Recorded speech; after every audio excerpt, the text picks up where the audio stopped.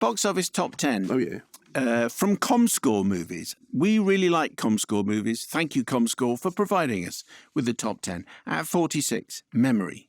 Which I think is a very interesting film. Great performance by Jessica Chastain. I believe that you interviewed Jessica Chastain for the finance gambly thing a while ago, which was a sort of awards contender and then got overlooked. But her performance in this is really good. It's a very, very strange drama about two people, both of whom are considered to be unable to run their own lives by those around them. And it's got lots of twists and turns, and I thought it was very well done. Was it Molly's Game? Molly's Game, that's right. At number 44, Molly, the Thing of Evil's Game. Shoshana. Which I think both you and I liked, and we think Michael Winterbottom was talking about it very well. And I think the triumph of it is that if you know nothing about the setting and the period and the politics, you can still follow it. But it doesn't ever feel polemical. He kept saying that it was essentially a romance across political divides. Number 13, Perfect Days. Which I liked, not quite as much as other people. I know some people have really kind of thought it was perfect. I thought it was charming, if not. I mean, it was. Remember, Lars von Trier once said this thing about you always need the astringency in something which has got double whipped cream. Anyway, it's good and it's got a lovely central performance, but I don't think it's a masterpiece. Kevin 420 on YouTube. Is he a bot, do you think? Anyway, a really special film, just wonderful, really. One of Vender's greatest and one of my favourites of 2023. Okay, for a film with no plot, it is always involving and touching. Within it, I located the serenity and vibrancy of life Vender strives for, that anyone can attain with a calm dignity and a steady constitution. Well, that's a very fine review. Andy Oliver, also on YouTube. If you sit through the end credits, you will discover the Japanese word komarebi. It roughly translates to the scattered sunlight that filters through a canopy of leaves, a motif that is not only literal in the film, but also, I think, perfectly sums it up. The whole story, like the sunlight, is there, but the viewer will never get to see it or experience it all. This is not a film that will burn you, but you will feel its warmth nevertheless. Komarebi, less a word than a feeling. Write it down. You'll probably never use it, but it's good to know it exists. There are lovely words in Japanese for which there is no English language equivalent.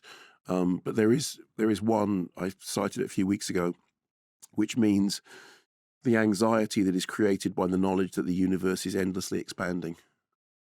That sounds like it's going to go into a Monty Python song sung by Eric Idle. Expanding and expanding. Number 10, into the 10, then it's Mean Girls. Again, it's done very well. So this is now in its sixth week in the top 10. Amazing for something that was going to go straight to video. 9 here, 21 in the States. Straight to streaming, straight to video was, of course, from the previous century. So I'm sorry. Zone of Interest. Matthew Jones in County Westmeath in Ireland. In any great film, the first and last shots tell a complete story when placed side by side. Right. This approach to visual storytelling is exemplified in Jonathan Glazer's much-lauded Holocaust drama, The Zone of Interest. We open on Idyll. Rudolf Höss, the Auschwitz commandant at the story centre, is flanked by family and facing away from us, a riverside picnic, half-dressed swimmers fresh out of the water, blue sky, golden sunshine. By contrast, we end in oppression. Höss stands alone. Instead of an endless sky stretching above him, he is boxed inside and now faces us, staring past the camera. A corridor descending into darkness spotlights his solitude, emphasising his single silhouette in an otherwise empty frame. However you choose to interpret these bookends, this dichotomy is one of the many reasons why Glazer's latest feature has left such a lasting impression on me, compelling me to write into your show for the first time in almost 5 years. Matthew, thank you. I mean, it's a very fine film. It was a very good interview with Jonathan Glazer. And I thought the most interesting thing about that interview was when he was talking about the night vision sequences and the glimmer of light. I need to go back, actually. I didn't think I would want to go back and watch it again, but I think now knowing what those are. Yes, knowing the night vision and why it was there and who that woman represents seems to be knowledge that you should have before you go see the film. Number 8 here is The Iron Claw. A story of an apparently cursed wrestling family. It's a true story, which I didn't know before, with a great performance by Zac Efron, but actually a very good performance by the whole cast. And, excuse me... Bless him. It's not that I'm crying about Zac Efron's great performance. But I thought it was really interesting, and I have no interest in wrestling at all. The Iron Claw refers to the sort of signature move of the father, but actually really what it's about is the Iron Claw that the father casts over the whole family and the way in which that then goes through generations. Number 7 here and number 7 in the States is Wonka, starring Done all right, isn't it? Paul Atreides. Yeah, so we are now going to have the interesting thing, which is that next week, if Wonka now in its 12th week is at number 7, Timothée Chalamet is going to, in an ideal world, Wonka would drop down 3 paces so that Dune Part 2 is number 1 next week and Wonka is number 10, so that Timothée Chalamet bookends the top 10. That would be nice. Well, we'll see if it happens. Argylle is at 6. Which I enjoyed. And yesterday I had yet another conversation with somebody who said, oh, yes, you're the person that liked Argylle. And I said, there are more of us than you think. Well, clearly it's at number 6 and at number 6 in the States as well. Madame Web is at number 5. Which is, I mean, disappointingly rubbish. I didn't take much pleasure in it being disappointingly rubbish. It was just disappointingly rubbish. But I do think that we have now, there is a kind of end game here, which is, come on, it now looks like these films are being made by people that just don't care. I don't mean the director and the writer instantly. I mean the studios and the production line that's causing them to carry on. There's no need. David from Aberdeen, I decided to take a gamble that the critics and my own initial impressions from the trailer were too harsh. They weren't. So I went to watch Madame Web. I have to say that yes, both I and the critics were too harsh. Don't get me wrong, it's not a great movie by any stretch of the imagination, but it's okay popcorn fodder. Main failings are in the writing, the direction and creative decisions, but the main issue is the level of acting from Dakota Johnson and Sydney Sweeney. Having seen them act so much better in other projects, it was jarring to see them both essentially phone-in performances that flatter than a glass of soda left to sit for a month. Will I be watching it again? Maybe when this hits a streaming service or a video I have access to, but I won't return to my regular world of cine for a second viewing. Thanks again for being entertaining and informative. Okay, that's interesting, because I think that the things that it has going for it are, I think Dakota Johnson's performance is actually one of the best things about it. The script is terrible. The direction, it's hard to know, because I get that it looks like a film that's been beaten out of shape in post-production, so it's hard to know what the direction ever looked like, and the special effects are terrible. Dan says, I am by no means a Madame Web fan. In fact, I'm also exhausted by Sony's lazy filmmaking as a corporate weapon to hold on to rights they no longer respect. However, I have to talk up the comparison to Godzilla -1. As great a film as it is not comparable. Japanese wages and conditions in the film industry are so much lower than the US, especially when it comes to special effects studios. It does not change the fact that American budgets are out of control, but we need to find a new argument. Over and out, down with crazy budgets and up with storytelling at the fore. Okay. Says Dan. Number 4 is Demon Slayer, new entry. So I haven't seen this, but this is the it's a animated dark fantasy. It is part of the same. If you remember, I reviewed some years ago Demon Slayer Mugen Train, which I really enjoyed. I wasn't offered a screening of this, but I actually rather liked the Demon Slayer that I saw.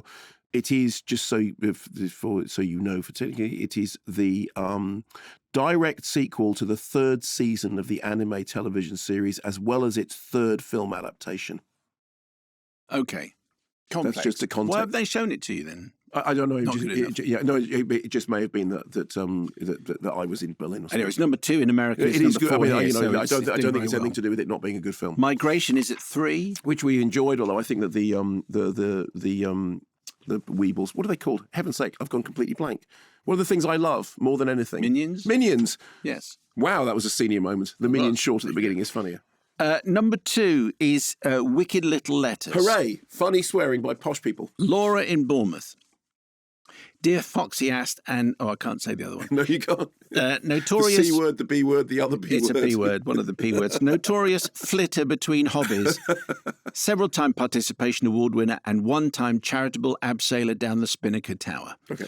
Says Laura. I have just been to see Wicked Little Letters, and what a wicked little gem it has proven to be. I will watch absolutely anything Olivia Colman appears in, so after seeing the trailer, I was sold, and as predicted, it's a total delight. Good.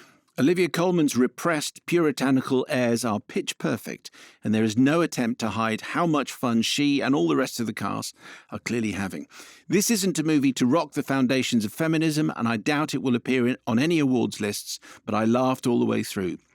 Timothy Spall as an overbearing father is, of course, excellent, and Jessie Buckley brings an intrinsic charisma to her sweary Rose, which, as a woman who has been known to turn the air around me a similar shade of blue to that of my hair, I found absolutely refreshing. And Jana Vassan as a woman police officer, Gladys Moss, leads an excellent supporting cast and often, through facial expressions alone, acknowledges the baffling nature of small-town England. She does. I truly hope that lots of people go to see this before Dune 2, Sandy Boogaloo. To give it, so that's Laura's new name for it. Dune 2, Sandy Boogaloo. Kicks it off the multiplex screens. Whatever mood you may happen to be in, this film cannot fail to leave you feeling buoyed.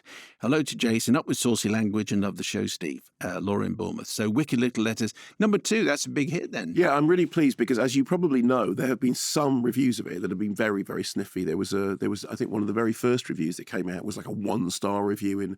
Ludicrous. Yeah, absolutely ludicrous, because it is funny. And I think one of the problems is that you need to see it with an audience, because there is something about the audience laughing at the swearing that is just particularly joyous. I mean, I laughed all the way through, and I thought the performances were good. Angela Vassan is very, very good.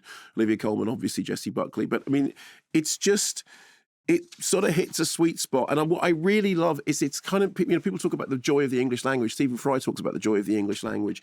We all studied Chaucer when we were at school. There is something genuinely, weirdly Chaucerian about the nature of the swearing, because it is like somebody swearing in a second language. I thought that was really funny. Okay, and number 1 here and number 1 in the States, Bob Marley, One Love. And again, another example of a film that was very, very harshly reviewed, at least initially, but it's fine. It's not great. There are things wrong with it. It does take the rough edges off the story, which is a shame. I would have liked it to have been slightly less hagiographic, but it's fine.